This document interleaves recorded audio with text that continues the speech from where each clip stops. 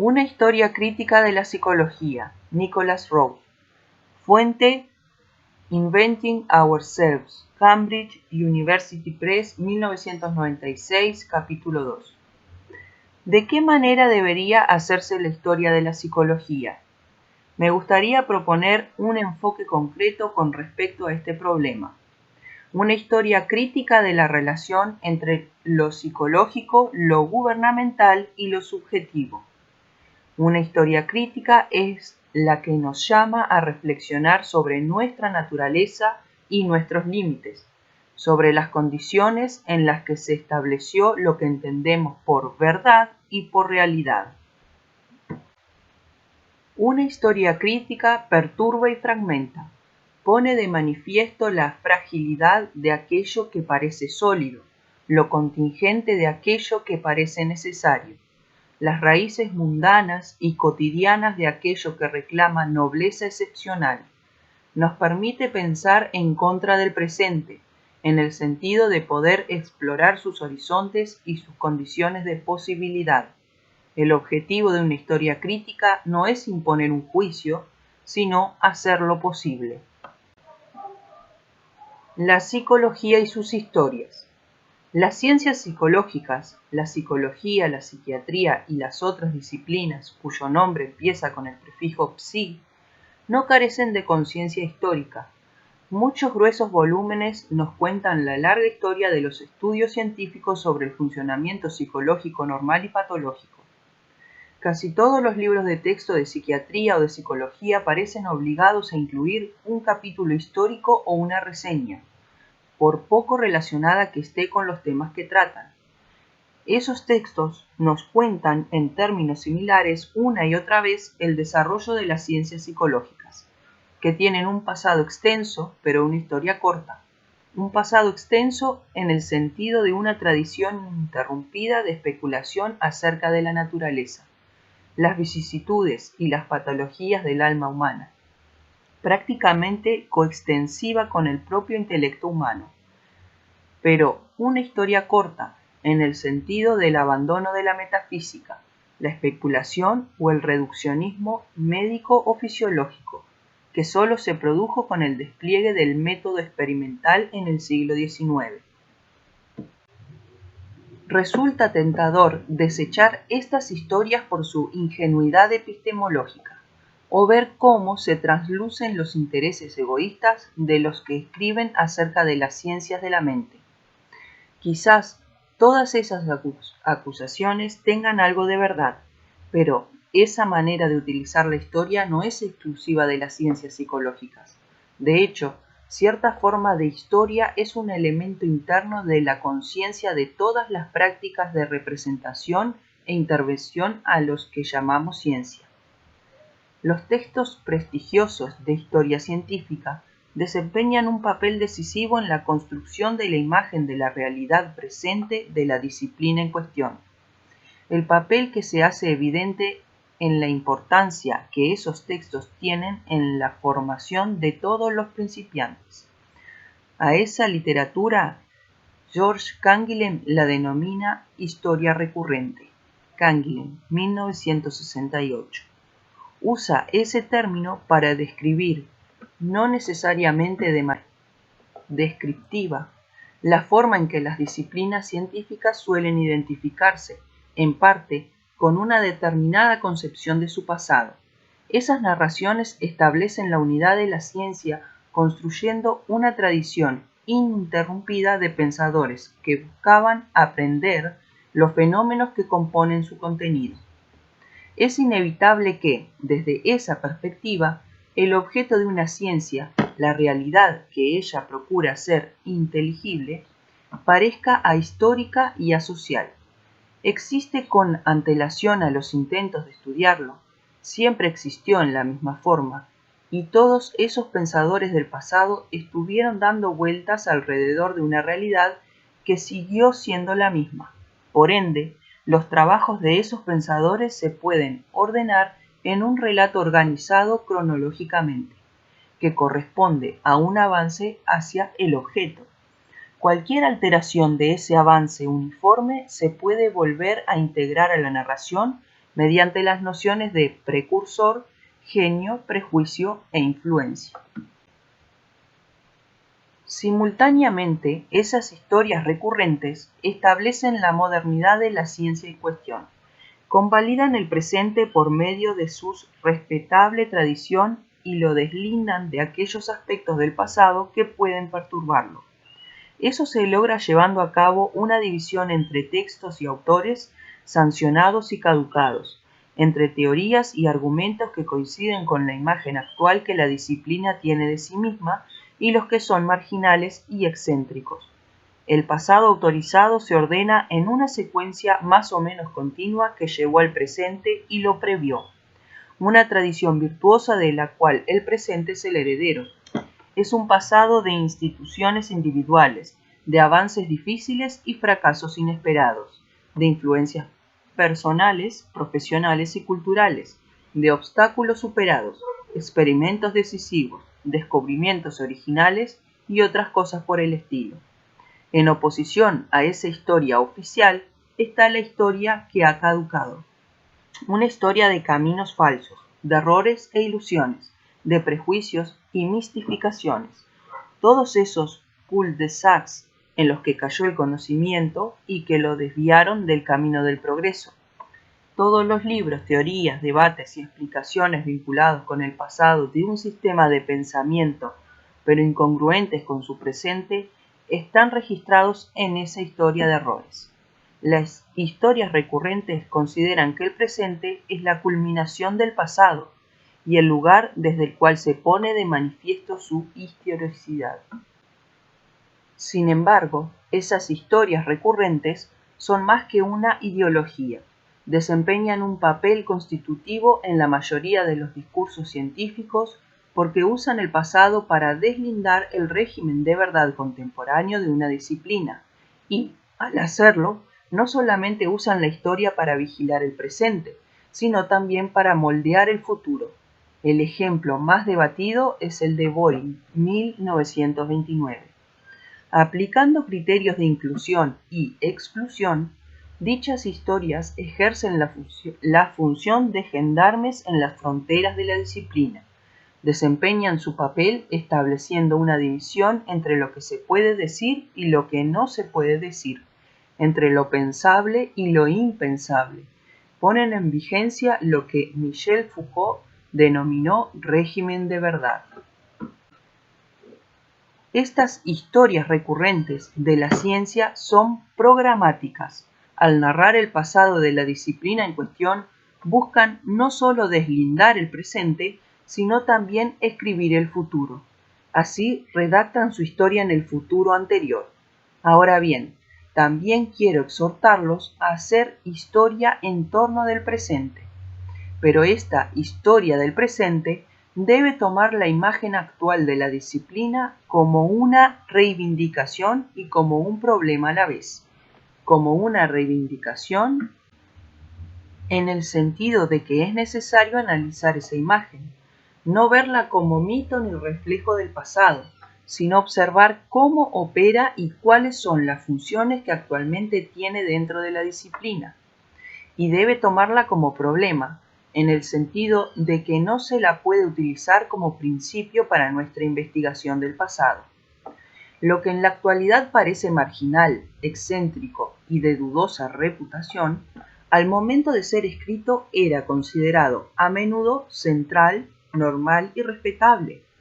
Más que marginar esos textos del pasado desde el punto de vista del presente, sería mucho mejor cuestionar las certezas del presente atendiendo a esos márgenes y el proceso de su marginalización. De hecho, cuando se las analiza de ese modo, las certezas aparentes de nuestras identidades disciplinarias actuales también comienzan a disiparse.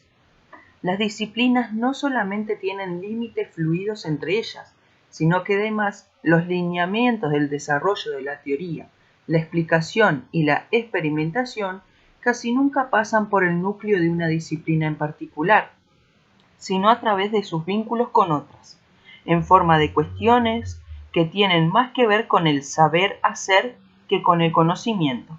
Semejante historia crítica del presente debería ser un proceso que perturba, afecta y fragmenta. Hasta la década de 1960, casi todas las historias de la psicología pertenecían al género de lo recurrente, situación descrita y criticada por Jung en 1966. Sin embargo, en el periodo posterior, esa historia recurrente de las ciencias psicológicas fue cuestionada en varios frentes. Los psicólogos del control social y los críticos de la cultura incluyeron a la psicología en sus críticas.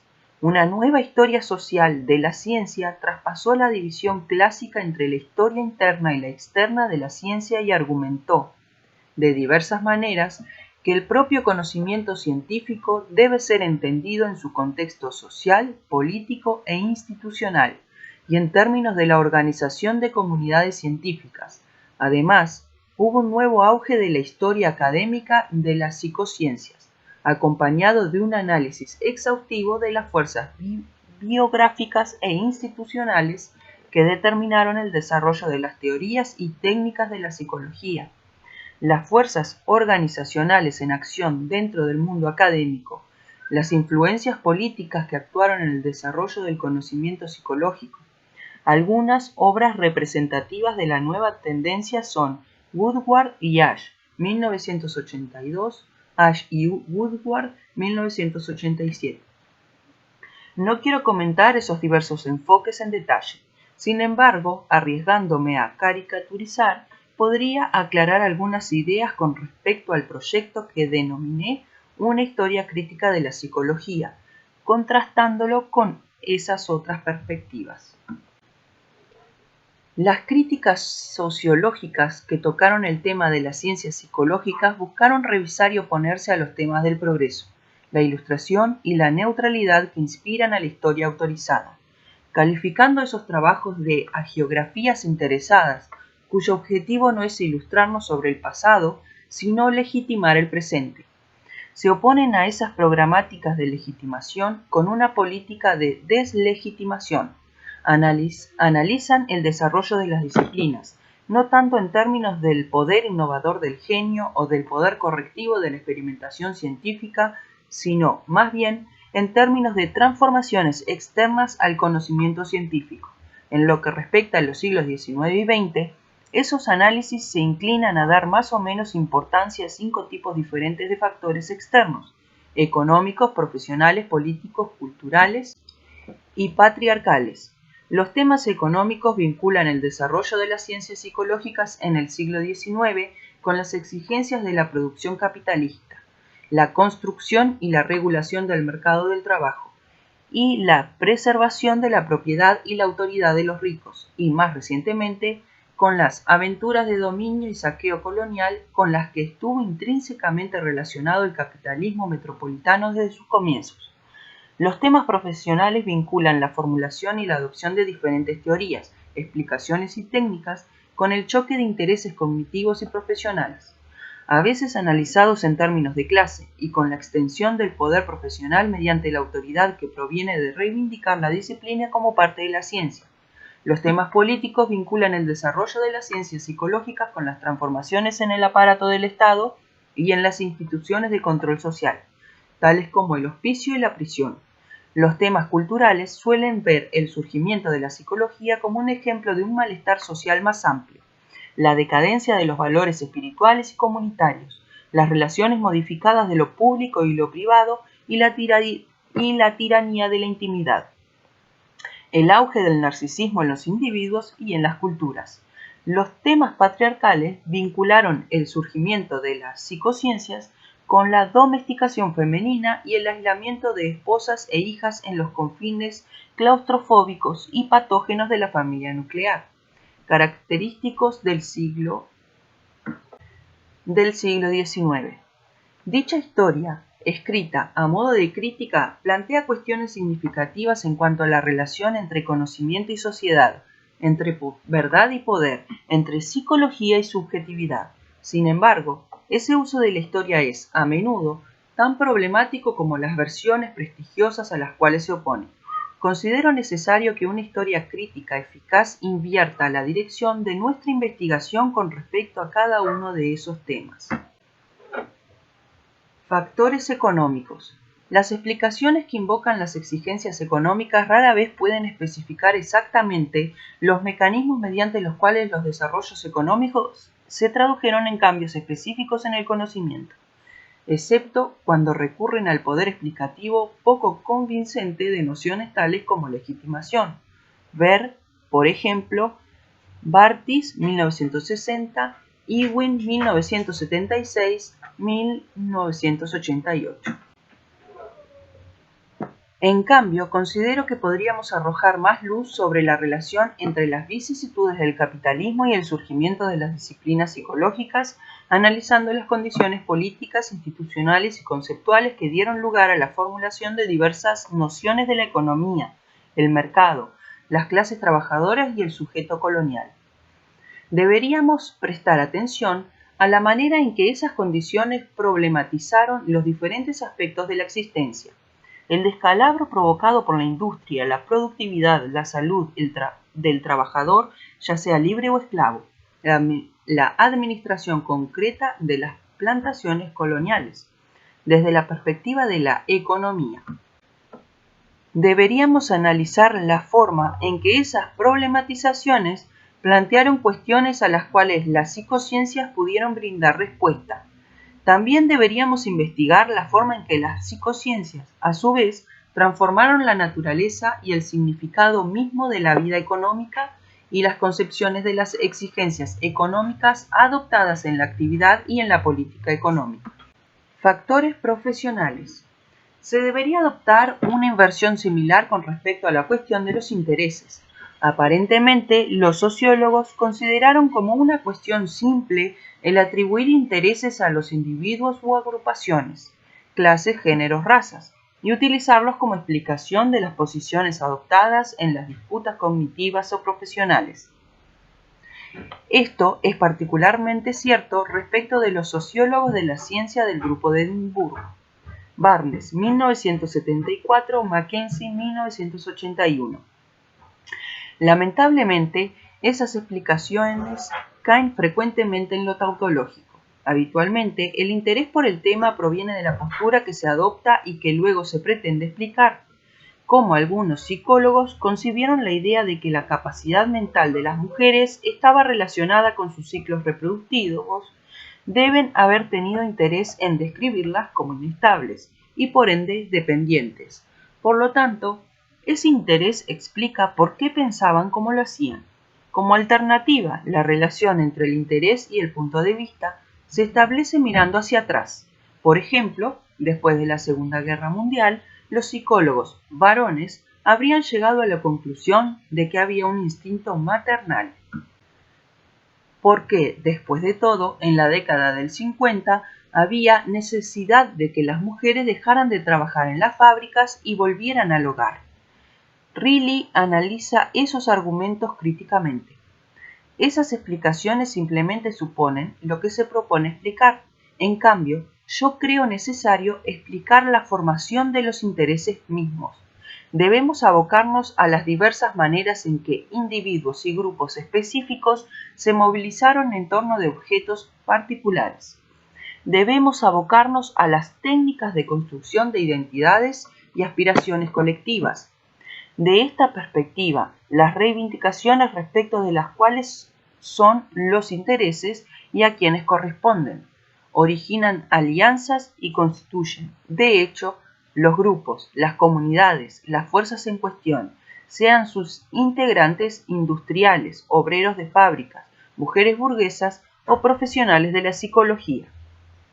Por lo tanto, debemos estudiar la manera en que se forman las alianzas entre aquellos que terminan convenciéndose de diversas maneras de que tienen ciertos intereses y de que esos intereses son los mismos que los de los otros individuos. Véase Callion, 1986, Latour, 1984. A los intereses se llega, no se parte de ellos como explicación, y son más frágiles, más negociados y negociables, y suscitan más oposición que lo que muchos sociólogos y otros quieren creer. Factores políticos. Las historias sociológicas de las ciencias psicológicas suelen ver al Estado como el origen, el orquestador o el beneficiario de muchas de las prácticas sociales que se llevan a cabo en nombre de la psicología o la psiquiatría. Véanse, por ejemplo, los ensayos recopilados en Cohen y School, 1983.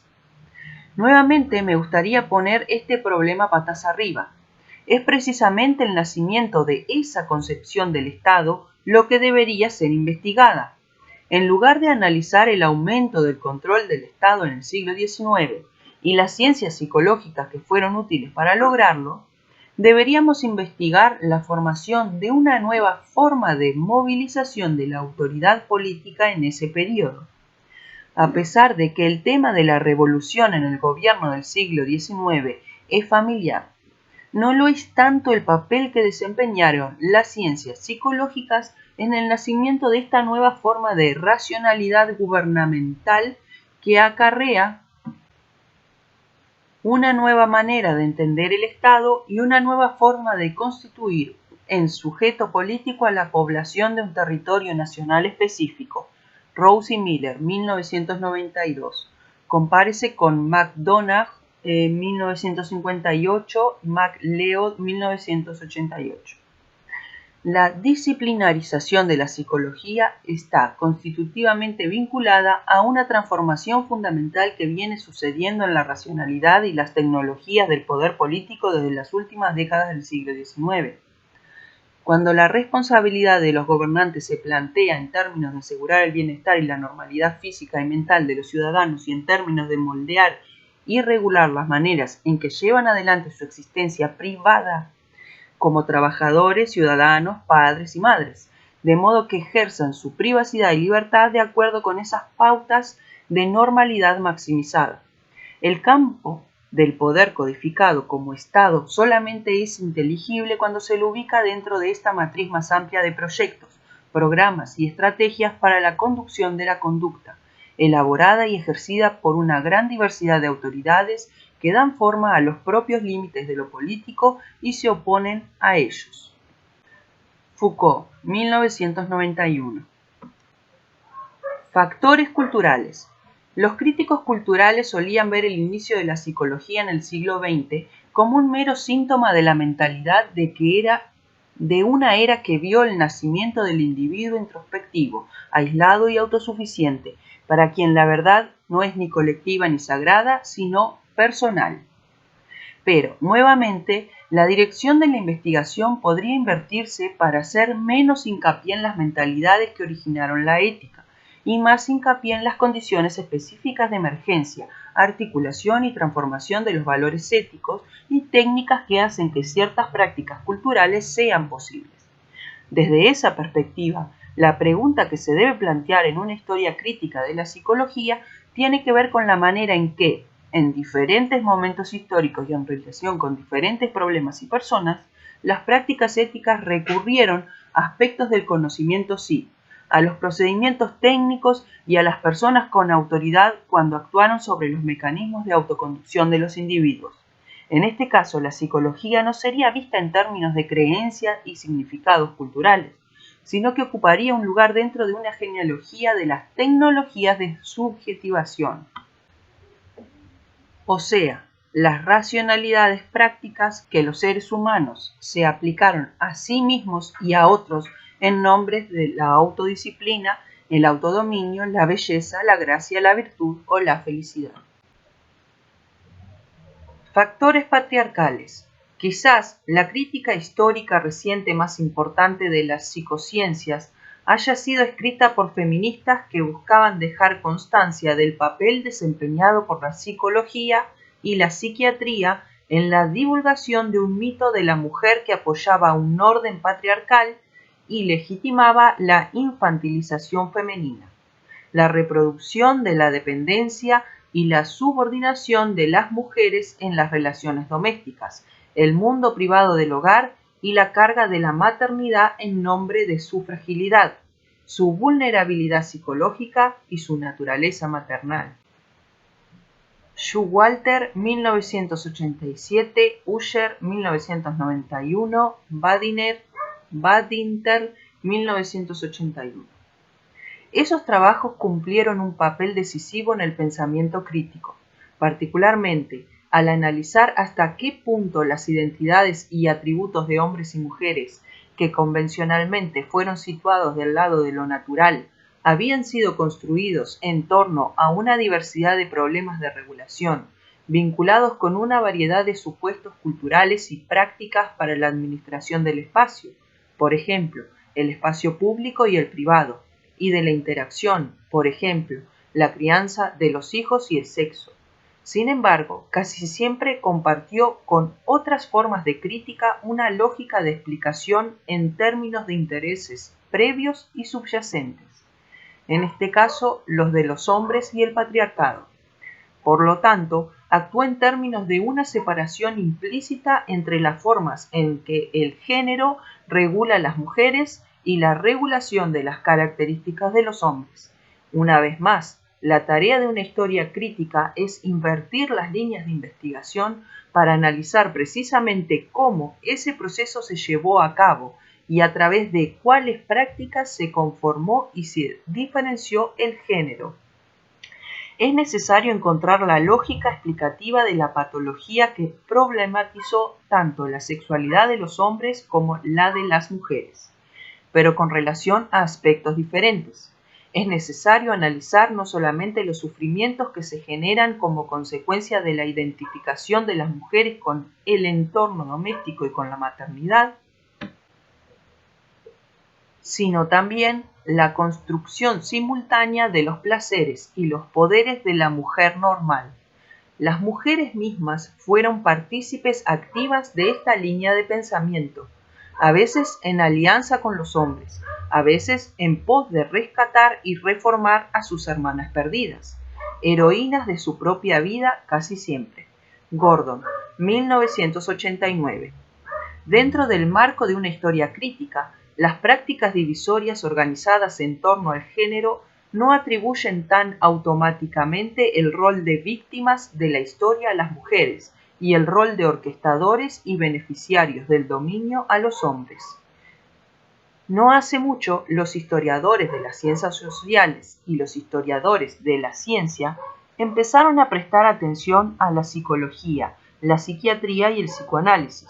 Con frecuencia critican las explicaciones sociológicas a las cuales me vengo refiriendo por considerarlas simplistas, generalizadoras, ajenas a los detalles sutiles de los registros históricos, etc. Así se embarcaron en un proyecto prolongado de rectificación histórica. Nadie puede poner en duda la excelencia académica de los mejores de esos trabajos, a los cuales recurrí en varias oportunidades, pero creo que corren el riesgo de no responder a lo que se proponen. Las cuestiones que la crítica abordó no eran históricas. En primer lugar, hubo planteos sociológicos que trataron, de una manera u otra, de analizar las ciencias psicológicas como corpus de creencias, instituciones y técnicas cuya naturaleza y origen podían entenderse dentro de un contexto social global. En segundo lugar, hubo planteos políticos que implicaban cuestionar esos ejercicios científicos y técnicos como sistemas de dominio y preguntar qué formas de poder manifestaban y encarnaban. En tercer lugar, hubo planteos éticos. ¿Cómo se suponía que debíamos evaluar esas disciplinas nuevas? En parte, ese proceso tomó la forma de un análisis de la verdad y falsedad, de las credenciales científicas de la psiquiatría y la psicología, lo cual se vinculó en esas explicaciones con cuestionamientos sobre su humanidad y eficacia. También tomó la forma de una evaluación crítica de las formas de vida y los sistemas de valores con los cuales las disciplinas psicológicas habían llegado a vincularse. Con frecuencia, las críticas fundamentaron su respuesta a esos planteos en nociones analíticas que, desde mi punto de vista, estaban mal encaminadas. No obstante, esos planteos sociológicos, políticos y éticos tienen una importancia que perdura. Sería aconsejable, pues, emprender una historia crítica de la psicología y la psiquiatría y de sus tecnologías afines, tratando la existencia misma de esos campos del conocimiento y de la práctica como un problema que debe ser explicado, y estableciendo su funcionamiento respecto de un campo más amplio de sistemas de regulación social, dominio político y juicio ético. Porque, como las otras ciencias humanas, la psicología desempeñó un papel fundamental en la creación del presente en el que nosotros, los occidentales, hemos terminado viviendo. Abordar las relaciones entre subjetividad, psicología y sociedad desde esa perspectiva significa analizar los campos en los que la conducción del yo y de sus poderes estuvieron relacionados con la ética, la moral, con la política y la administración, y con la verdad y el conocimiento. Pues esas sociedades se constituyeron en parte mediante una serie de planes y procedimientos para formar, regular y administrar el yo. Ineludiblemente unidos al conocimiento del yo durante los 2 últimos siglos, la psicología, y de hecho toda disciplina vinculada con lo psicológico, desempeñó un papel muy significativo en la reorganización y ampliación de esas prácticas y técnicas que vincularon la autoridad con la subjetividad durante el siglo pasado, en particular en los sistemas de gobierno democráticos y liberales de Europa, Estados Unidos y Australia. En mi opinión, para responder estos asuntos no es necesario ni suficiente un programa extenso de investigación histórica. Entonces, ¿cómo debe emprenderse una historia crítica? La construcción de lo psicológico. Hasta no hace mucho, los estudios históricos de la psicología solían actuar haciendo algunas distinciones bastante claras. Había un dominio de la realidad que la psicología buscaba conocer, pero que existía de diversas formas independientemente de ella.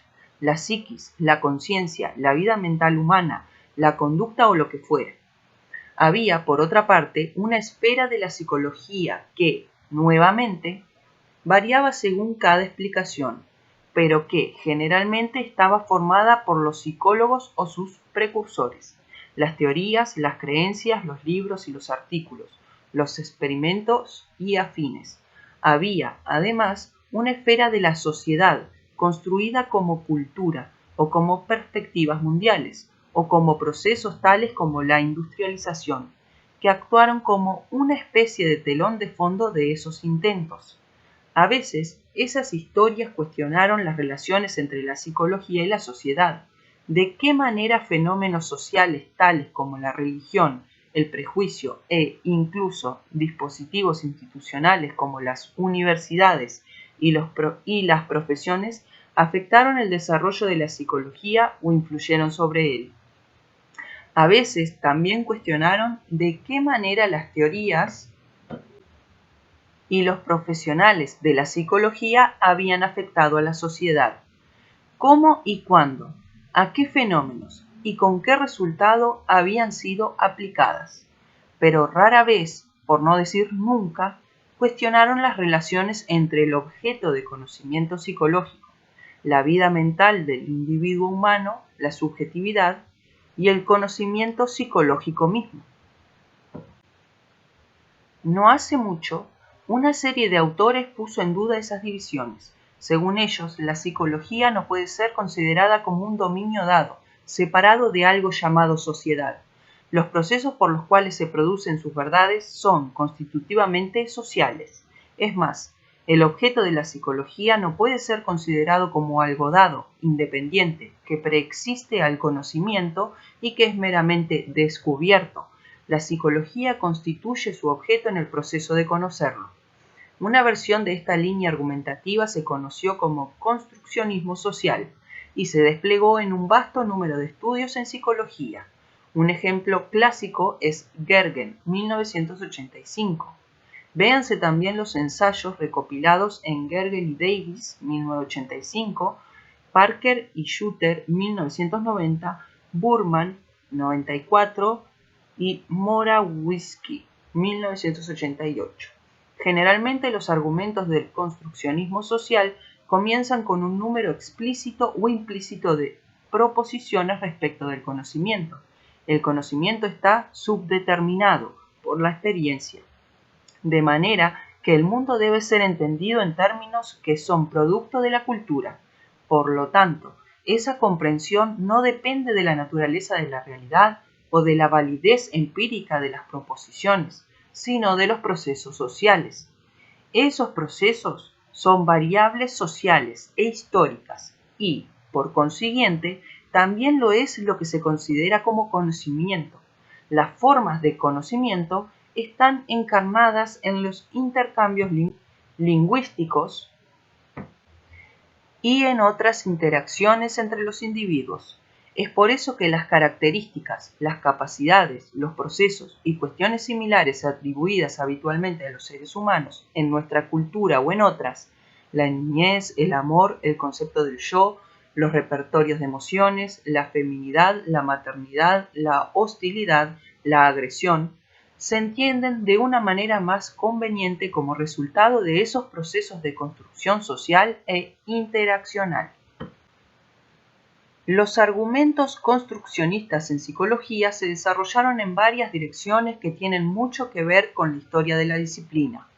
Para algunos implican que el objeto mismo de la psicología es histórico. Sin duda, la psicología no puede alcanzar la universalidad en sus leyes por muchos motivos, pero fundamentalmente porque su objeto, la psicología humana, cambia con la cultura y es cambiado a su vez por la psicología misma. No solo porque las disposiciones humanas sean en sí mismas históricas y estén determinadas, entre otras cosas, por la incorporación de las ideas de la psicología a la práctica de la crianza de los niños, etc. También porque los lenguajes mediante los cuales los humanos se entienden entre sí y con los que, de ese modo, se construyen a sí mismos, están sujetos al cambio histórico e influidos por la psicología misma. Gergen, 1985. Para otros, es precisamente a través de la investigación histórica que es posible analizar las detalladas y complejas negociaciones a través de las cuales ciertas técnicas de experimentación, formas de explicación y modos de argumentación fueron aceptados como definición de la disciplina de la psicología, y a través de los cuales la materia de la psicología se construye socialmente, tanto en el sentido de la construcción del conocimiento sancionado como en el sentido de la construcción de su objeto de pensamiento, el sujeto humano. Dassinger, 1988, 1990, Morawski, 1988. En un tercer enfoque, muchos argumentaron que lo que fue socialmente construido debería ser deconstruido. De acuerdo con esta línea de pensamiento, la construcción social se refiere a un complejo de procesos interpersonales, culturales, históricos y políticos, incluida la psicología misma, que producen los objetos que estudia la psicología, tales como el niño o la madre, en relación con ciertas estrategias de poder o dominio, y la deconstrucción se refiere a todo lo que va desde una forma genérica de escrutinio y crítica hasta un método analítico formal para revelar las oposiciones originarias y las omisiones sobre las que ciertas filosofías o formas de conocimiento están fundamentadas. Burman, 1994. Compárese con Sampson, 1989, Parker y Shooter, 1990. Hay mucho para aprender de esos estudios. Sin embargo, la adquisición crítica de esas reivindicaciones respecto de la construcción social de la psicología y sus objetos descansa a menudo en un ataque a enemigos implícitos o explícitos, el empirismo y el positivismo. Es decir, la fuerza retórica del argumento de que el niño, la madre, el yo, la agresión y entidades similares se construyen depende de un antagonista que haya afirmado que ellos son descubrimientos, que están ahí, en la realidad, aguardando que la ciencia los saque a la luz y los revele. Por supuesto, es totalmente comprensible que los psicólogos críticos de su disciplina planteen sus argumentos de esa manera, dada la forma en que cierta imagen de la ciencia de la lógica de la investigación, experimentación, descubrimiento y validación estadística, etc., dominaron la investigación psicológica, particularmente en la tradición norteamericana durante las décadas de mediados de este siglo. Pero quizás repetir que X no es algo dado en la realidad, sino construido socialmente, e invocar al enemigo imaginario positivista, de hecho, puede ser ahora un obstáculo para la indagación crítica. En esferas científicas menos atormentadas por la ansiedad sobre su propio estatus y respetabilidad, los filósofos e historiadores científicos aceptaron hace tiempo que la verdad científica es una cuestión de construcción. Entonces, ¿cuál es la diferencia, de haber alguna, entre las construcciones en las que participó la psicología y aquellas que fueron constitutivas de otros campos del conocimiento científico?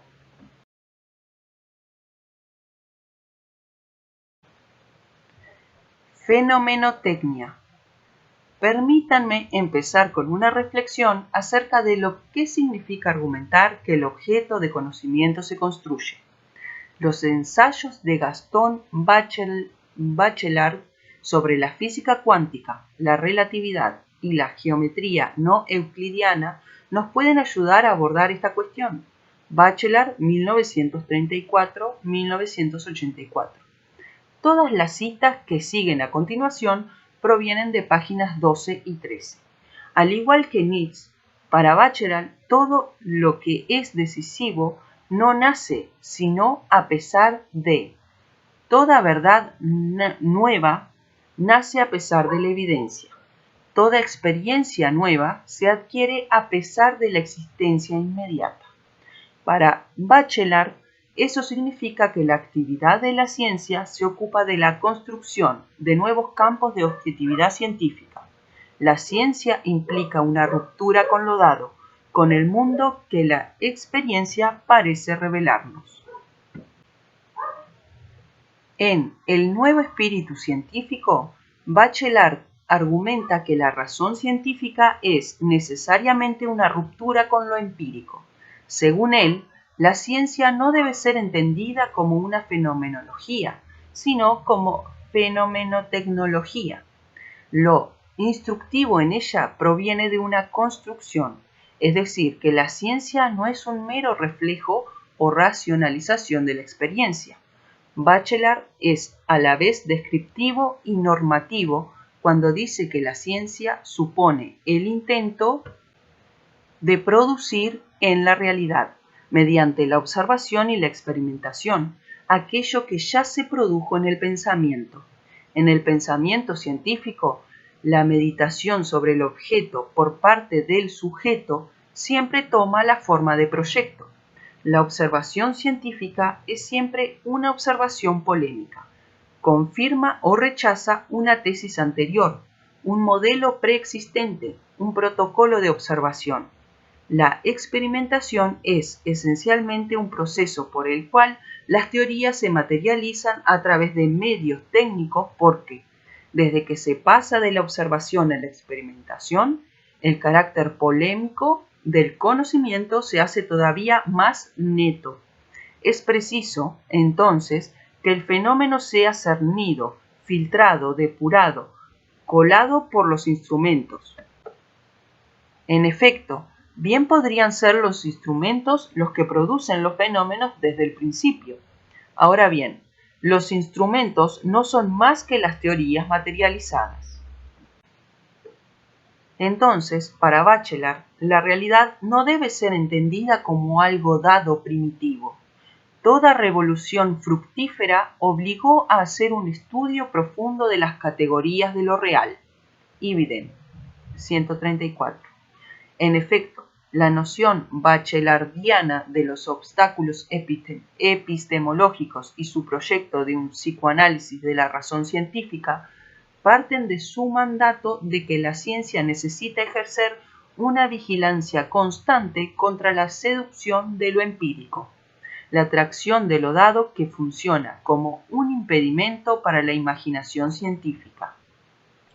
Ese imperativo revela una diferencia fundamental con los analíticos angloamericanos del construccionismo. Muchos construccionistas angloamericanos contemporáneos buscan revelar el carácter constructivo del conocimiento científico para poder deconstruirlo. Señalan las formas en que se produce la realidad científica por medio de instrumentos en los cuales están implícitas las teorías, técnicas y dispositivos de inscripción en un ataque irónico e incluso demoledor a la idea misma de la ciencia. Sin embargo, para disgusto de aquellos que proponen esas teorías, dicha crítica a la ciencia, paradójicamente, rescata el empirismo. Se fundamenta en el mismo territorio que busca censurar, porque sus colores radicales dependen del mantenimiento de un ideal de la verdad como aquello que estaría fundamentado en lo empírico.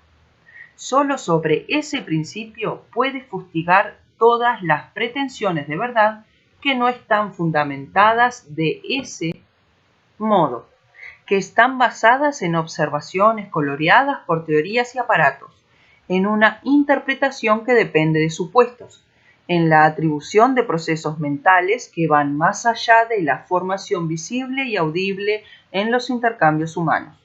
Pero dentro de la tradición más sobria de Bachelard, señalar la naturaleza construida de la objetividad científica no es estorbar ni demoler el proyecto de la ciencia, no es ironizar sobre él ni deconstruirlo, sino definirlo, en contraposición a todas las formas de empirismo, ya sea que estén fundamentadas filosóficamente o apoyadas en una valorización del conocimiento vulgar y la experiencia cotidiana. Para Bachelard, la realidad científica no se condice con el pensamiento cotidiano. A su objetividad se llega y no se la experimenta meramente.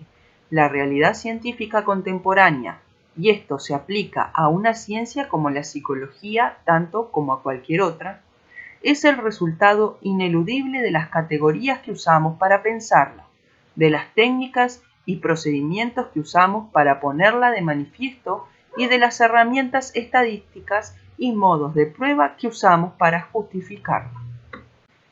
Desde esa perspectiva, arguir que los objetos que aparecen dentro de una esfera particular del conocimiento son construidos no equivale a una deslegitimación de sus pretensiones científicas. Es meramente el principio mediante el cual nos volvemos capaces de plantear cuestiones con respecto a los medios de construcción de esas nuevas esferas de objetividad y sus consecuencias. Y es aquí de donde puede derivarse una segunda enseñanza de los argumentos de Bachelard. La construcción no es una cuestión de discurso o de lenguaje, es una cuestión de técnica y práctica. Hacking, 1990. Esa línea de pensamiento bachelardiano es la que siguieron estudios recientes de la ciencia como técnica, como pertinente a laboratorios, aparatos, inscripciones, tablas, gráficos, experimentos, técnicas, tipos de juicio, divulgación del conocimiento a través de dispositivos institucionales como publicaciones y conferencias, como algo que tiene que ver con lo retórico y con otros procedimientos que estabilizan los hechos y las explicaciones. Véase especialmente Latour, 1988. Los objetos de una ciencia, la psicología no es la excepción, adquieren existencia gracias al entramado de esos elementos en una red compleja y heterogénea, muchas de cuyas partes tienen otro origen y se estabilizan encerrándolas en otros circuitos de actividad, técnica y artefactos. Las actividades que llamamos ciencia, así como los objetos de conocimiento y sistemas de explicación y juicio que producen, no son, por lo tanto, meras cuestiones de elaboración de sistemas de significación. De ahí que sea inútil buscar deconstruirlos, revelando los procesos de los que dependen sus pretensiones de verdad. Lo indecible puede estar situado en el corazón del conocimiento, pero no es ni su origen ni su sentencia de muerte. Una tendencia construccionista en la psicología crítica se concentró en el despliegue de términos para para entidades psicológicas tales como emociones, sentimientos y actitudes, entre otras, en los intercambios lingüísticos entre los actores humanos. Véase, por ejemplo, Potter y Wethergel, 1984. Tales enfoques retratan a los individuos como agentes que buscan llevar adelante su vida con la ayuda de los recursos de construcción de sentido que tienen a su disposición, especialmente los del lenguaje, aunque sin duda frecuentemente no son conscientes de cómo lo hacen ni de las convenciones y repertorios que los restringen. En esos enfoques, la construcción psicológica de la realidad se estudia mediante el análisis de conversaciones de diversos tipos, entre legos o entre legos y profesionales. Se estudia la secuencia, el orden de turnos, las categorías de pertenencia dentro de esas transcripciones. Se procura averiguar de qué manera las partes construyen mutuamente una versión de los sucesos que implica ciertos tipos de explicación, los cuales postulan una forma específica de yo perturbado o un yo con emociones o actitudes subyacente a los sucesos, y luego se aduce a ese yo como explicación de tales sucesos.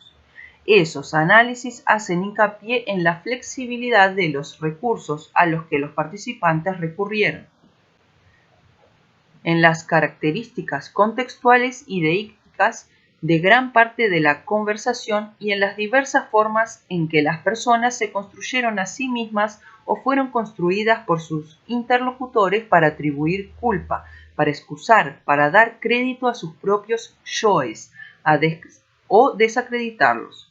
Véase Burman y Parker, 1994. Pero las líneas de investigación aquí sugeridas implican que existen condiciones de construcción de sentido que van más allá del sujeto hablante y aquello que se dice. Esas condiciones son las que hacen posible que una persona asuma el rol de sujeto hablante, que se identifique a sí misma con el yo del propio discurso, el conjunto de relaciones secuenciales de sustitución, de asociación y diferenciación que permiten que una secuencia específica de sonidos tenga sentido. Véase Benveniste, 1971, particularmente el capítulo 21. Ampliaré este argumento en el capítulo 8. Los discursos no son meros sistemas de significación, sino que están plasmados en asociaciones y dispositivos técnicos complejos y prácticos que proporcionan lugares que los seres humanos deben ocupar si quieren tener la categoría de sujetos de una clase particular, y que inmediatamente los posicionan en ciertas relaciones mutuas y con el mundo del que hablan. Foucault, 1972. Los análisis enfocados desde esa perspectiva se realizan bajo los auspicios epistemológicos y metodológicos radicalmente diferentes de la tradición angloamericana. Primero, hay un cuestionamiento de la primacía de lo que se dice, en provecho de las condiciones que hacen que ciertas formas de enunciado sean posibles e inteligibles, como dijo Michel Foucault en otro contexto. ¿Qué importa quién está hablando? Alguien dijo, Foucault, 1969. Hay, además, un cuestionamiento que podríamos denominar la metafísica de la presencia, doctrina epistemológica que respalda el construccionismo angloamericano y que conduce al fetichismo de lo que se dice, lo audible, que parece estar inmediatamente presente en la conciencia o en la experiencia del sujeto y del analista por igual, y al menosprecio por la explicación, que va más allá la evidencia empírica, porque lo que está presente en forma de sonido, de afirmación, de signo, tiene sentido y es inteligible solo en relación con un conjunto de relaciones discursivas y técnicas que están ausentes, pero que hacen que ese enunciado sea posible. De ahí que haya un cuestionamiento mayor aún del privilegio otorgado al sujeto humano en ese asunto de la construcción. Debe consagrarse primordialmente el análisis a las relaciones que brindan la posibilidad de actuar como un sujeto hablante de un tipo particular. Más positivamente, esos análisis insisten en que la psicología no debe entenderse como un sistema de significación ni como un discurso, sino como algo tecnológico. Este término debe entenderse en el mismo sentido que usé con anterioridad. Así, con tecnología quiero decir un conjunto de artes y destrezas que implica la vinculación de pensamientos, afectos, fuerzas, artefactos y técnicas que no solamente fabrican y manipulan al ser, sino que fundamentalmente lo ordenan, lo enmarcan, lo producen, lo hacen pensable como un cierto modo de existencia que debe abordarse de una manera específica. La psicología es tecnología en varios sentidos.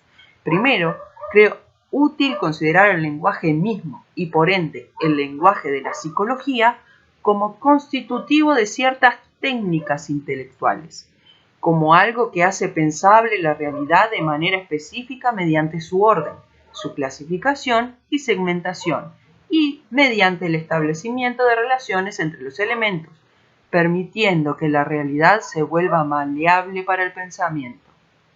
El lenguaje, en este caso las teorías, los conceptos, las entidades y las explicaciones psicológicas, constituyen una especie de mecanismos intelectuales que puede hacer que el mundo sea maleable para el pensamiento, pero solo mediante ciertas descripciones. Además, la psicología, al igual que otras disciplinas, no es meramente un complejo de lenguaje, sino un conjunto de técnicas de inscripción y procedimientos para introducir aspectos del mundo en la esfera de lo pensable en forma de observaciones, gráficos, cifras, tablas, diagramas y anotaciones de varios tipos. Lynch, 1985, Latour, 86. Véase debate en el capítulo 5. Todo ello compone los objetos del discurso psicológico haciéndolos notables de manera particular. Tercero, la psicología está intrínsecamente vinculada a las tecnologías humanas. Forma parte de la racionalidad práctica de ensamblamientos que buscan actuar sobre los seres humanos para determinar su conducta en direcciones específicas. Ensamblamientos tales como el del sistema jurídico, de la educación, de la crianza de los niños e incluso de la orientación espiritual. Es decir, la realidad histórica de las entidades psicológicas no emerge de una esfera prediscursiva de la naturaleza ni de mutaciones culturales en los patrones de significación, sino de la organización técnica y práctica de procedimientos para pensar, inscribir e intervenir sobre los seres humanos en los ensamblamientos heterogéneos del pensamiento y la acción. Entonces, ¿cómo se debe proceder con semejantes investigación crítica de la construcción práctica, técnica y discursiva de las entidades psicológicas? Regímenes de verdad. Por profunda que sea su comprensión del carácter técnico y material de la actividad científica, el modelo de Bachelard es poco riguroso cuando se trata de explicar el proceso de construcción de la objetividad psicológica. La verdad no es tan solo el resultado de la construcción, sino también del cuestionamiento. Existen batallas acerca de la verdad en las que la evidencia, los resultados, los argumentos, las experiencias de laboratorio, el estatus y muchos otros elementos se despliegan como recursos en un intento por ganar aliados y lograr que algo ingrese en el campo de lo verdadero. Véase Foucault, 1972-78, Latour, 88. La verdad, entonces, siempre se instala por medio de actos de violencia.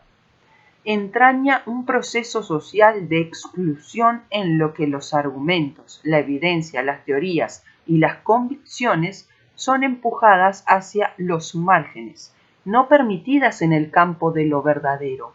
Para dar un ejemplo de este proceso, basta remitirnos a las batallas por la verdad que caracterizaron la relación entre la psicología y el psicoanálisis en diferentes territorios nacionales. batallas acerca del estatus de las teorías, los resultados, los descubrimientos y los profesionales que ejercían la disciplina. Estas batallas acerca de la verdad no son abstractas, ya que la verdad se encarna en las formas materiales. Para ser parte de lo verdadero, los hechos y los argumentos deben ser admitidos en complejos aparatos de verdad, por ejemplo, publicaciones académicas, conferencias, etc., que imponen sus propias normas y estándares a la retórica de la verdad. La verdad entraña una práctica de alianza y de persuasión, tanto dentro como fuera de cualquier régimen disciplinario, proceso en el cual se puede conseguir un auditorio para la verdad. También entraña un modo de existencia humana dentro del cual esa verdad puede ser factible y operativa. Desde esta perspectiva, podemos explorar las condiciones particulares que permitieron el ingreso de los argumentos psicológicos en el campo de lo verdadero. La noción de traducción, desarrollada en la investigación de Bruno Latour y Michel Callion, es útil para comprender estos procesos. Por traducción entendemos todas las negociaciones, intrigas, cálculos, actos de persuasión y de violencia por medio de los cuales un actor o fuerza adquiere o logra que se le confiera autoridad para hablar o actuar en nombre de otro actor o fuerza. Tenemos los mismos intereses. Haz lo que yo quiero. No lo lograrás sin mí. Callion y Latour, 1981, página 279. Callion y Latour sugieren que, a través de tales procesos de traducción, entidades y agentes muy diversos, investigadores de laboratorio, profesionales universitarios, profesionales y autoridades sociales, llegan a vincularse. Actores que se encuentran en escenarios separados en el tiempo y el espacio conforman una red, al punto que llegan a comprender su situación con arreglo a cierto lenguaje y cierta lógica, y a interpretar sus metas y su destino como algo, en cierto modo, inextricable. Comprender la construcción de lo psicológico, por cierto, requiere una investigación de las maneras en que se forman las redes que operaban dentro de cierto régimen psicológico, de verdad. Sin embargo, considero que Callion y Latour simplifican excesivamente ese proceso, ya que sugieren que las redes siempre se establecen a partir de una voluntad de poder por parte de actores individuales o colectivos y que implican un ejercicio de dominación llevado a cabo por centros particulares. Véase Latour, 1984. Pero estas batallas por la verdad no son juegos de suma cero, en los que lo que pierde una parte lo gana la otra, más precisamente a través de una serie de seducciones, asociaciones, problematizaciones y maquinaciones. Ciertas formas de pensamiento y acción se propagan porque se presentan como soluciones a los problemas y a las decisiones que encaran los actores en diversos escenarios. Véase Miller y Rose, 1994. Sin embargo, Callion y Latour están en lo cierto cuando rechazan las explicaciones de tales procesos planteados en términos de la noción insípida de difusión de ideas o de la noción cínica de la satisfacción de intereses sociales. El estudio minucioso de la relación entre el avance de la psicología en esos terrenos prácticos y la psicología del laboratorio llevado a cabo por Kurt Danziger ilustra claramente algunos de los procesos políticos y retóricos por medio de los cuales se formaron tales alianzas, y también sus consecuencias en cuanto a lo que se considera conocimiento psicológico válido. Danziger, 1990. Hay un trabajo político y retórico en la construcción de una traducibilidad entre el laboratorio, el libro de texto, el manual, el curso académico, la asociación de profesores, la sala de un tribunal, la fábrica, la familia, el batallón, etc. Las diferentes logi para la elaboración, utilización y justificación de afirmaciones psicológicas. Véanse los ensayos recopilados por Morawski, 1988. En el caso de la psicología, distinguimos diferentes tácticas a través de las cuales la traducción se llevó a cabo, estabilizando el pensamiento psicológico y creando un territorio psicológico simultáneamente. Primero, este proceso implicó persuasión, negociación y pugna entre autoridades sociales y conceptuales, con todos los cálculos y balances que se podrían esperar. Segundo, implicó la creación de un modo de percepción en el que ciertas entidades y eventos llegan a visualizarse conforme a imágenes o patrones específicos. Tercero, se caracterizó por la utilización de un lenguaje en el que los problemas se articulan en ciertos términos, se explican según determinados objetivos, retórica y metas, conforme a un vocabulario y una gramática. Cuarto, la inscripción de agentes en una red psicologizada implica establecer conexiones entre problema y solución, enlaces entre la naturaleza, el carácter y las causas de los problemas que se les plantean a diferentes individuos y grupos, médicos y docentes, industriales y políticos, y ciertas cosas que podrían considerarse soluciones reales o potenciales para tales problemas. Consideremos, por ejemplo, el crecimiento del lenguaje y las estrategias de la inteligencia durante los primeros años del siglo XX, o el crecimiento de la higiene mental en las décadas de 1920 y 1930, ambos tratados en Rose, 1985. Lo que se observa en ambos casos es la creación de las relaciones móviles y tixotrópicas entre diferentes agentes. Psicólogos académicos, profesionales tales como docentes y médicos, políticos, organizaciones y grupos de presión política, industriales, individuos de buena voluntad. Relaciones por medio de las cuales procuran potenciar su capacidad de acción y persuasión mediante la traducción de los recursos que les proporcionan la relación para que redunden en beneficio propio. La adopción de definiciones para los problemas y de vocabularios explicativos comunes permiten establecer vínculos laxos y flexibles entre quienes se encuentran separados espacial y temporalmente, y entre sucesos que pertenecen a esferas que siguen siendo distintas y autónomas formalmente.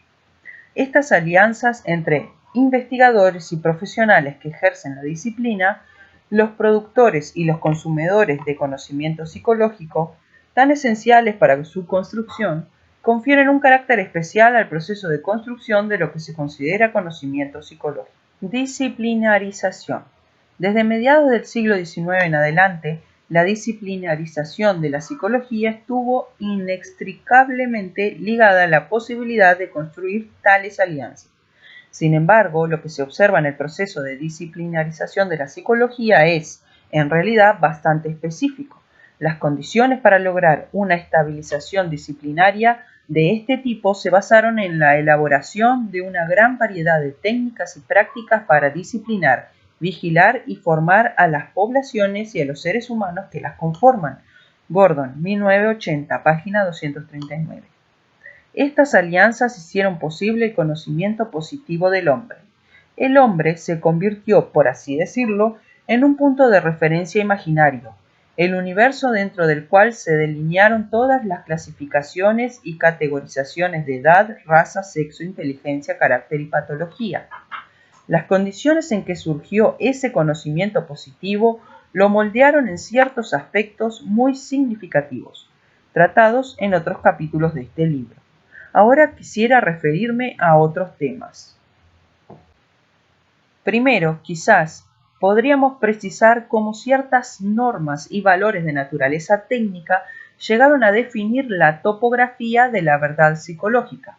En este sentido, las técnicas más significativas fueron la estadística y la experimentación. El papel constitutivo de las herramientas y de los métodos para establecer un régimen psicológico de verdad nos obliga a revisar el esquema de Bachelard sobre la relación entre pensamiento y técnica. El papel de los medios técnicos existentes para materializar la teoría no fue secundario, sino determinante en el proceso de construcción de la verdad psicológica. Las formas técnicas e instrumentales que la psicología adoptó para demostrar y justificar las proposiciones teóricas llegaron a delimitar el propio espacio del pensamiento psicológico y a darle forma. Durante los 50 años que siguieron a la aparición de los primeros laboratorios de psicología experimental, de las primeras revistas y sociedades científicas hacia finales del siglo XIX, el proyecto de disciplinarización de la psicología se llevó a cabo en gran medida a través de un proceso que obligó a la psicología a abordar. Durante los 50 años que siguieron a la aparición de los primeros laboratorios de psicología experimental, de las primeras revistas y sociedades científicas hacia fines del siglo XIX, el proyecto de disciplinarización de la psicología se llevó a cabo, en gran medida, a través de un proceso que obligó a la psicología a abandonar las formas de justificación utilizadas anteriormente y a adoptar técnicas de verdad ya establecidas en otros campos del conocimiento positivo. Las dos principales técnicas de verdad fueron la estadística y la experimentación. Rose, 1985, Dassinger, 1990, Gigerenzer, 1991. Ambas técnicas no solo ilustran la alianza entre la psicología y otras disciplinas científicas, sino también la interacción recíproca entre lo teórico y lo técnico. La estadística, por supuesto, se originó como ciencia del Estado, como un intento por reunir información cuantitativa concerniente a hechos y sucesos que tenían lugar en un campo determinado, con el objetivo de conocerlos y gobernarlos. Inicio de una relación duradera entre el conocimiento y el gobierno. Ian Hacking argumentó de manera muy convincente que, durante el siglo XIX, la suposición de que las leyes de la estadística eran tan solo la expresión de sucesos deterministas subyacentes fue reemplazada por la idea de que las leyes de la estadística, las leyes de los grandes números formuladas por Pisón y Quetelet en las décadas de 1830 y 1840, eran leyes por derecho propio, que podían extenderse a los fenómenos naturales. Hacking, 1990. Así se construyó una lógica para fundamentar la pretensión de que por debajo de la variabilidad aparentemente desordenada de los fenómenos había regularidad. Durante los primeros 30 años del proyecto disciplinario de la psicología, aproximadamente desde la década de 1870 hasta los primeros años del siglo XX, los programas para estabilizar las verdades psicológicas fueron de la mano de la construcción de las herramientas técnicas necesarias para demostrarlas. En la obra de Francis Galton, Carl Pearson y Charles Spearman, entre otros, la relación entre lo teórico y lo estadístico era interna, desde la noción de distribución normal hasta las herramientas para calcular correlaciones. La estadística era, al mismo tiempo, el instrumento que materializaba la teoría y el que generaba los fenómenos que la teoría debía explicar. Las técnicas de la estadística comenzaron siendo una condensación de lo empírico y luego se reestructuraron de forma tal que se convirtieron en una materialización de lo teórico. Sin embargo, dentro de un lapso sorprendentemente corto, se alejaron de la lógica que les daba fundamento.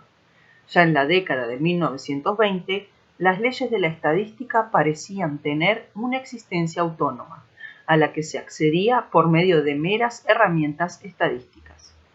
Los test estadísticos aparecían como un medio esencialmente neutro para demostrar la verdad proveniente de un universo de fenómenos numéricos, universo que, por no estar contaminado por los asuntos sociales ni humanos, podía utilizarse para arbitrar entre diferentes explicaciones de dichos asuntos. No solo la psicología, sino también las demás ciencias sociales intentarían utilizar tales herramientas para establecer su veracidad y cientificidad. para forzar su ingreso en el canon de la verdad, para convencer de su carácter verídico a los a veces escépticos auditorios de políticos, profesionales y académicos, para armar a los que esgrimían esas herramientas contra las críticas que sostenían que ellos tan solo vestían el prejuicio y a la especulación con las ropas de la ciencia. A partir de ese momento, los medios de justificación comienzan a dar forma a lo que puede justificarse a través de ciertas vías. Las normas y los valores de la estadística se incorporan a la propia textura de las concepciones de la realidad psicológica. Véase Gigerenzer, 1991. La psicología también habría de adoptar la experimentación como medio para disciplinarse, para reunir a los diferentes grupos de profesionales, editores de revistas científicas, organismos de financiación, colegas universitarios y autoridades universitarias a fin de formar las alianzas necesarias para forzar el ingreso de la disciplina en el aparato de la verdad. El interminable debate acerca de la relación entre las ciencias psicológicas y las ciencias naturales se comprende mejor si se lo saca del campo de la filosofía y se lo reubica en un entorno técnico. Este concepto se fundamenta en la obra de Dassinger, 1990. En procura de establecer su credibilidad entre aliados escépticos, pero necesarios, durante las primeras décadas del siglo XX, los psicólogos británicos y norteamericanos abandonaron sus intentos por generar un método de investigación que respondiera a una concepción del sujeto humano de investigación como participante activo en el proceso de generación y validación de hechos psicológicos.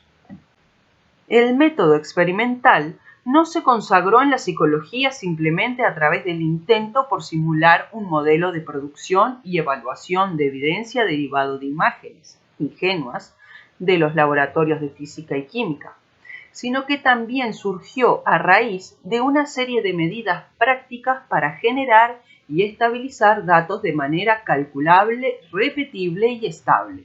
Entre tales medidas se encuentran la creación de laboratorios de psicología como espacio ideal para la producción, intensificación y manipulación de fenómenos psicológicos. La separación entre el experimentador dotado de capacidades técnicas y el sujeto cuya función era tan solo la de proporcionar una fuente de datos, el intento por generar evidencia en forma de inscripciones que pudieran compararse y calcularse, etc. Cuando el emergente aparato disciplinario comenzó a institucionalizar y controlar una forma determinada de experimentación psicológica, las características sociales de la situación experimental se naturalizaron. Las normas del programa experimental se habían fusionado, por así decirlo, con la propia disciplina psicológica y, en ese proceso, el objeto mismo de la psicología quedó disciplinado, se volvió dócil, internalizó los medios técnicos para conocerlo en la forma misma en que se lo podía pensar. Rose, 1990, capítulo 12. Véase Lynch, 1985. Aquí las verdades psicológicas no eran simples materializaciones de la teoría. De hecho, lo contrario quizás se acerque más a la verdad. La disciplinarización de la psicología como ciencia positiva implicó la incorporación de las formas técnicas de la positividad al objeto mismo de la psicología, el sujeto psicológico. Psicologización.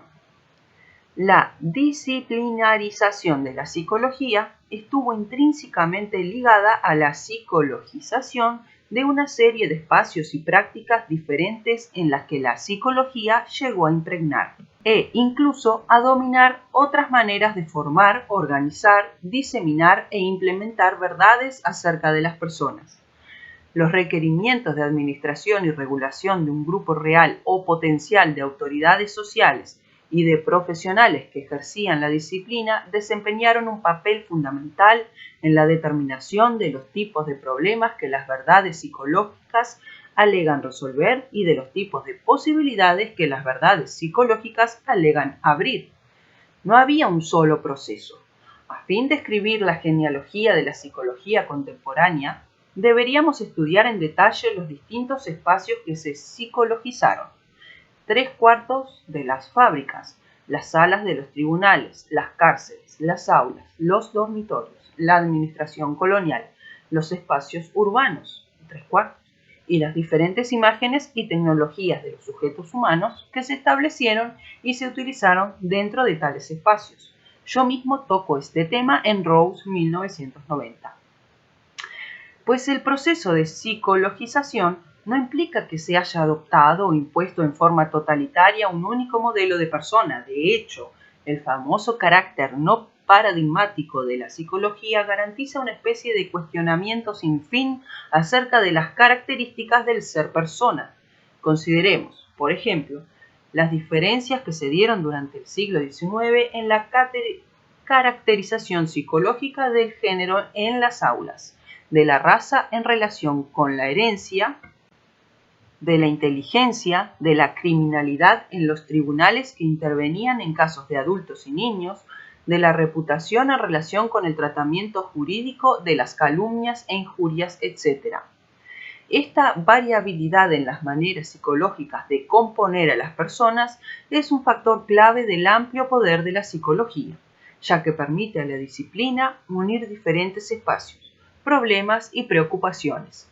La realidad social de la psicología no es una especie de paradigma incorpóreo aunque coherente, sino una red compleja y heterogénea de agentes, espacios, prácticas y técnicas para la producción, diseminación, legitimación y utilización de verdades psicológicas. Por consiguiente, la producción de los efectos de verdad psicológicos está intrínsecamente relacionada con el proceso mediante el cual una serie de campos, espacios, problemas, prácticas y actividades se volvieron psicológicos. Se vuelven psicológicos en el sentido de que se problematizan, es decir, se vuelven perturbadores e inteligibles a la vez en términos impregnados de psicología. No es que educar a un niño, reformar a un delincuente, curar a un histérico, criar a un bebé, administrar un ejército o dirigir una fábrica entrañe la utilización de teorías y técnicas psicológicas, sino que existe una relación constitutiva entre el carácter de lo que se considerará una teoría o argumento psicológico admisible y los procesos por medio de los cuales se puede acordar una suerte de visibilidad psicológica a los dominios anteriormente nombrados. La conducta de las personas se vuelve notable e inteligible cuando, proyectada sobre una pantalla psicológica, por así decirlo, la realidad se ordena según una taxonomía psicológica y las habilidades, personalidades, actitudes, etc., se convierten en un tema central de las deliberaciones y los cálculos, tanto de las autoridades sociales como de los teóricos de la psicología. Epistemología institucional. Michel Foucault comenta en alguna parte que los conocimientos sí tienen un bajo perfil epistemológico.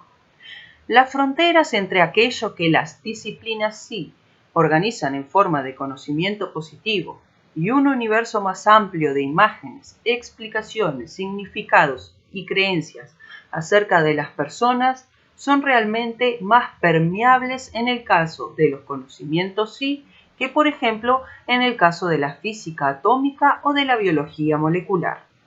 Pero no deberíamos plantear esta cuestión de la permeabilidad meramente en términos de la historia de las ideas, en la que se observa que los discursos científicos comparten, en cierta medida, metáforas o nociones fundamentales muy difundidas en la sociedad.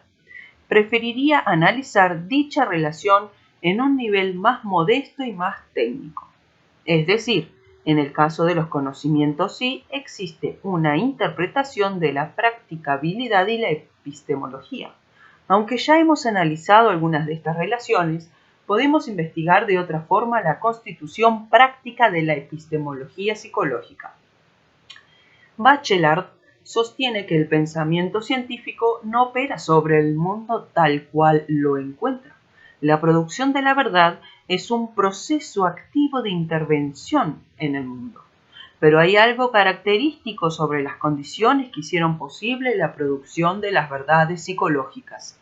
La epistemología psicológica es, en muchos sentidos, una epistemología institucional. Véase Gordon, 1980. Las reglas mismas que determinan lo que puede considerarse conocimiento están estructuradas por las relaciones institucionales en las cuales cobraron forma. Michel Foucault utilizó la noción de superficies de emergencia para estudiar los aparatos dentro de los cuales se condensaron los espacios de dificultades o problemas que más tarde habrían de racionalizarse, codificarse y teorizarse en términos tales como enfermedad, alienación, demencia y neurosis. 1972. Tales aparatos como por ejemplo la familia, la situación laboral, la comunidad religiosa, tienen ciertas características, son normativos y, por lo tanto, sensibles a la desviación. Constituyen el eje de la actividad de las autoridades, como la profesión médica, que escudriñarán los sucesos que tienen lugar en su seno y arbitrarán entre ellos, y son el locus para la aplicación de ciertas grillas especificativas para dividir, clasificar, agrupar y reagrupar los fenómenos que aparecen en su interior. En lo concerniente a la psicología dentro de la cárcel, la sala del tribunal, la fábrica, el aula, espacios institucionales que reunían a las personas y las juzgaban en términos de exigencias organizacionales tales como la puntualidad y la obediencia, se forman los objetos que la psicología buscaría ser inteligibles. Foucault, 1977, Rose, 1985, véase Smith, 1992. La psicología se disciplinó a través de la codificación de las vicisitudes de la conducta individual a medida que éstas aparecían dentro de los aparatos de regulación, administración, castigo y cura, cuando adquirieron su forma moderna durante la segunda mitad del siglo XIX y las primeras décadas del siglo XX. Dentro de tales aparatos, la psicología se alinearía con los sistemas de visibilidad institucionales, es decir, que fue la normatividad del mismo aparato, las normas y los estándares de la institución, sus límites y umbrales de tolerancia, sus reglas y sistemas de juicio, lo que confirió visibilidad a ciertas características e iluminó la topografía de los dominios que la psicología intentaría hacer inteligibles. La verosimilitud de las concepciones psicológicas de la inteligencia, la personalidad, las actitudes, etc., se establecería solo en la medida en que esas concepciones fueran practicables y pudieran retraducirse a las exigencias disciplinarias del aparato y sus autoridades. Por lo tanto, para retomar a Bachelard, la reflexión del psicólogo acerca de su objeto científico no tomó la forma de una intervención polémica en la realidad para concretar una tesis científica, sino que se caracterizó por una serie de intentos por racionalizar un terreno de experiencias preexistentes y hacerlo comprensible y calculable. Véase capítulo 4 de este volumen. Sin embargo, hacer que un espacio de problemas preexistentes se vuelva comprensible y calculable en términos psicológicos modifica su estado original. Las maneras psicológicas de ver, pensar, calcular y actuar tienen una potencia especial porque transforman tales espacios de problemas y simplifican, de alguna manera, la gama de actividades que realizan las autoridades cuando se ocupan de la conducción de la conducta. Si consideramos, por ejemplo, la transformación que sufrió el trabajo social en las décadas de 1950 y 1960, o la aparición de enfoques centrados en la persona en la medicina general en las décadas de 1960 y 1970, podemos ver cómo la psicología, al racionalizar las prácticas de otros especialistas, simplifica sus diversas tareas presentándolos como si todos se ocuparan de diferentes aspectos del ser persona del cliente o paciente. La psicología no solo ofrece a estas autoridades una plétora de dispositivos y técnicas nuevas para la asignación de tareas a las personas, para la planificación de los detalles técnicos de una institución, para su organización arquitectónica, horaria y espacial, para la organización de grupos de trabajo, la asignación de jerarquías y funciones de liderazgo, sino que también confiere coherencia y lógica a estas actividades mundanas y heterogéneas. Las ubica dentro de un único campo de explicación y deliberación. Ya no son ad hoc, sino que pretenden estar fundamentadas en un conocimiento positivo de la persona.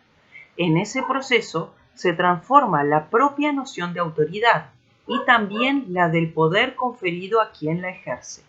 Por lo tanto, el poder de la psicología provino inicialmente de su capacidad para organizar, simplificar y racionalizar terrenos de la individualidad y de la diferencia humana que surgieron en el transcurso de proyectos institucionales de cura, reforma, castigo, administración, pedagogía, etc.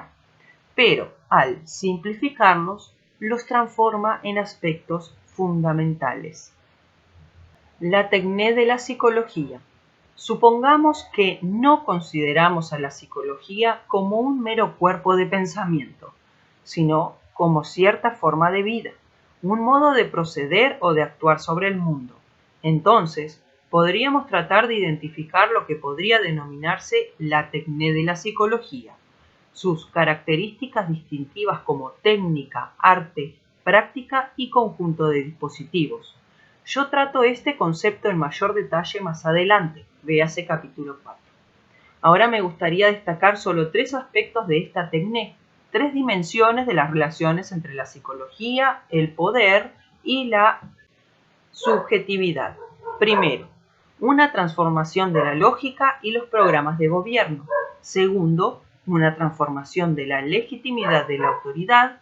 Y tercero, una transformación de la ética. Gobierno. Cuando hablo de gobierno, no me refiero a un conjunto concreto de instituciones políticas, sino a cierto modo de pensar acerca del poder político y de intentar ejercerlo. El territorio delimitado por el sinnúmero de esquemas, sueños, cálculos y estrategias para la conducción de la conducta que proliferaron durante los 2 últimos siglos. Foucault, 1991. En el transcurso del siglo XX, las normas, los valores, las imágenes y las técnicas psicológicas llegaron a moldear cada vez más la manera en que las diversas autoridades sociales piensan acerca de las personas, sus defectos y sus virtudes, su estado de salud y enfermedad, su normalidad y su patología. Se incorporaron objetos construidos en términos psicológicos, normalidad, adaptación, realización, a los programas, sueños y esquemas para regular la conducta humana. La administración de las personas tomó un tinte psicológico desde lo macro, los aparatos de bienestar, de seguridad y de reglamentación laboral, hasta lo micro, el lugar de trabajo, la familia, la escuela, el ejército, la sala de un tribunal, la cárcel o el hospital. La psicología quedó incorporada a las técnicas y a los dispositivos creados para gobernar la conducta y ha sido utilizada no solo por los mismos psicólogos, sino también por los médicos, los sacerdotes, los filántropos, los arquitectos y los maestros. Es decir, que las estrategias, los programas, las técnicas y los dispositivos, así como las reflexiones sobre la administración de la conducta que Michel Foucault denomina gubernamentalidad o simplemente gobierno, se psicologizaron cada vez más. El ejercicio de las formas modernas de poder político ha quedado vinculado intrínsecamente a un conocimiento de la subjetividad humana. Autoridad. La psicología estuvo estrechamente ligada a una transformación de la naturaleza de la autoridad social que tiene una importancia fundamental para los tipos de sociedad en las que vivimos en Occidente. En primer lugar, por supuesto, la misma psicología generó una serie de nuevas autoridades sociales cuyo campo de operación es la conducción de la conducta, la administración de la subjetividad. Estas nuevas autoridades, como por ejemplo los psicólogos clínicos, educacionales e industriales, los psicoterapeutas y los consejeros, alegan tener poder y estatus social porque poseen verdades psicológicas y dominan técnicas psicológicas. En segundo lugar, y tal vez más importante, la psicología estuvo estrechamente ligada a la constitución de una serie de objetos y problemas nuevos sobre los que se puede ejercer legítimamente la autoridad social, y tal legitimidad se funda en creencias sobre el conocimiento, la objetividad y la cientificidad. En este sentido es notable el hecho de que surgieran las ideas de normalidad como producto mismo de la administración tutelada por expertos y de riesgo como peligro impotencia que habría de ser diagnosticado por los expertos y administrado profilácticamente en nombre de la seguridad social. Véase Castell, 1991. En tercer lugar, la impregnación de los sistemas de autoridad preexistentes por parte de la psicología, el del comandante en el ejército, la maestra en la escuela, el gerente en la fábrica, el enfermero en el hospital psiquiátrico, el juez en la sala del tribunal, el guardia penitenciario en la cárcel, los transformó. Estas formas de autoridad adquieren una especie de fundamento ético al impregnarse de la terminología y las técnicas atribuibles a la psicología, aunque de manera discutible e hipócrita.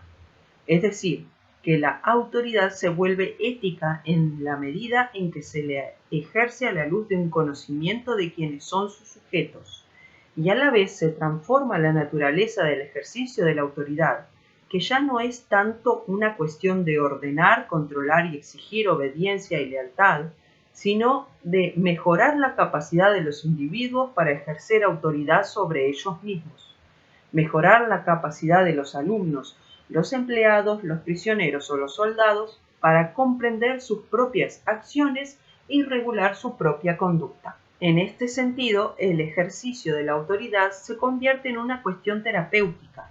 La forma más poderosa de actuar sobre las acciones de los otros es cambiar la forma en que se gobernarán a sí mismos. Ética. La historia, la sociología y la antropología de la subjetividad han sido estudiadas de muchas maneras diferentes. Algunos autores, particularmente Norbert Elias, trataron de relacionar estructuras políticas y sociales cambiantes y códigos de conducta personal cambiantes con cambios producidos en la organización psicológica interna concreta de los sujetos. Elías, 1978. Otros procuraron evitar el atribuir cualquier tipo de vida interior a los seres humanos, tratando las prácticas lingüísticas y representacionales simplemente como repertorio de relatos que proporcionan los recursos por medio de los cuales los sujetos dan sentido a sus propias acciones y a las de los demás. Arre, 1983. Yo abordo este tema desde una perspectiva algo diferente.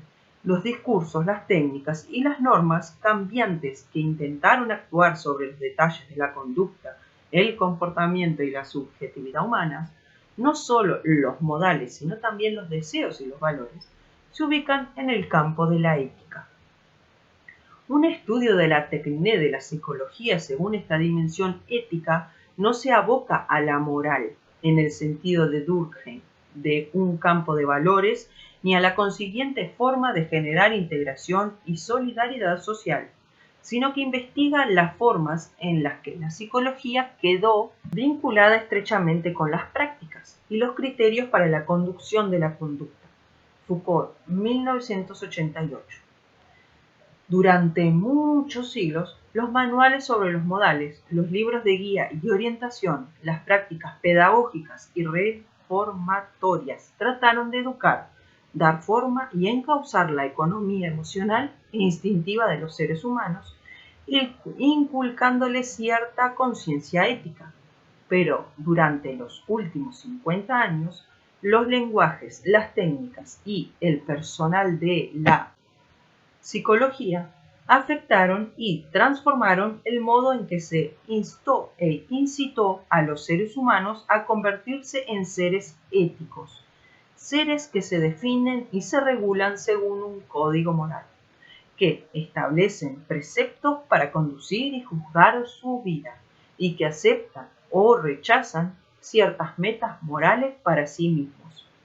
Desde esta perspectiva, la relación de la psicología con el yo no debería construirse en términos de una oposición entre descoloridas concepciones psicológicas de la persona y el ser persona real, concreto y creativo. Esto fue el tema de muchas críticas a la psicología de la inteligencia, la personalidad y la adaptación en la década de 1960, y lo sigue siendo en las nuevas psicologías humanistas. Es más instructivo estudiar de qué modo participó la psicología en la construcción de diversos repertorios para hablar sobre personas que se destacan en algún aspecto y en relación con diferentes problemas, y que guardan una relación particular con los tipos de yo que se presuponen en las prácticas contemporáneas de administración de los individuos, repertorios que también intervienen para evaluarlas y actuar sobre ellas. Rose, 1992, texto revisado y reimpreso como capítulo 7 de este libro. Por un lado, la persona quedó abierta, de distintas maneras, a las intervenciones conducidas en nombre de la subjetividad. El sujeto calculable, provisto de características relativamente estables, definibles, cuantificables, lineales y con distribución normal, los dominios de la inteligencia, la personalidad, la aptitud, etc. El sujeto motivado, dotado de una dinámica orientación interna hacia el mundo, con necesidades por modelar y satisfacer. El sujeto social que busca solidaridad, seguridad y un sentimiento de valor. El sujeto cognitivo, en busca del sentido, guiado a través del mundo por las creencias y las aptitudes. El sujeto psicodinámico, impulsado por fuerzas y conflictos inconscientes. El sujeto creativo, que lucha por alcanzar la autonomía a través de la realización y la elección, y le da significado a su existencia por medio del ejercicio de su libertad. En las sociedades democráticas liberales, la concepción y las normas de la subjetividad son pluralistas, pero la condición de posibilidad para cada versión de sujeto contemporáneo es el nacimiento de la persona como un yo psicológico, la apertura de un espacio de objetividad ubicado en un orden moral interno, entre la fisiología y la conducta, una zona interior con sus propias leyes y procesos, que constituye un campo posible para un conocimiento positivo y una técnica racional. Por otro lado, distintos fragmentos y componentes de las disciplinas psi se incorporaron al repertorio ético de los individuos, el lenguaje que los individuos utilizan para hablar de ellos mismos y de su propia conducta, para juzgar y evaluar su existencia, para dar significado a su vida y para actuar sobre sí mismos, hecho que transforma aquello que denominó, siguiendo a Foucault, nuestra relación con nosotros mismos. La manera en que hacemos inteligibles y practicables nuestro ser y nuestra existencia, nuestro modo de pensar acerca de nuestras pasiones y aspiraciones, y nuestra manera de expresarlas, nuestra forma de identificar y codificar nuestras desafecciones y nuestros límites, y de responder a ello. La construcción de lo psicológico. Desde esta perspectiva, la psicología es más importante por lo que hace que por lo que es. Es decir, que la psicología alteró la manera en la que es posible pensar acerca de las personas, las leyes y los valores que gobiernan las acciones y la conducta de los demás, y de hecho, las de nosotros mismos. Aún más, la psicología revistió de una mayor credibilidad algunas formas de pensar acerca de las personas debido a que aparentemente se funda en el conocimiento positivo, haciendo pensable al sujeto humano con arreglo a diferentes lógicas y fórmulas y sentando la posibilidad de evaluar con medios científicos las formas de pensar acerca de las personas. La psicología también torna a los seres humanos más dóciles, más dispuestos a que otros les hagan ciertas cosas y también les permite hacerse cosas nuevas a sí mismos. La psicología abre a las personas a una serie de intervenciones calculadas cuyos fines se formulan en términos de disposiciones y de cualidades psicológicas, las cuales determinan la forma en que los individuos se conducen a sí mismos, intervenciones cuyos medios se ajustan ineludiblemente a la luz del conocimiento psicológico sobre la naturaleza de los seres humanos. La meta de una historia crítica de la psicología sería hacer visible las relaciones profundamente ambiguas entre la ética de la subjetividad, las verdades de la psicología y el ejercicio del poder. Una historia crítica de este tipo abriría un espacio en el que podríamos volver a pensar los vínculos constitutivos entre la psicología como forma de conocimiento tipo de pericia y terreno de la ética y los dilemas del gobierno de la subjetividad que enfrentan hoy las democracias liberales.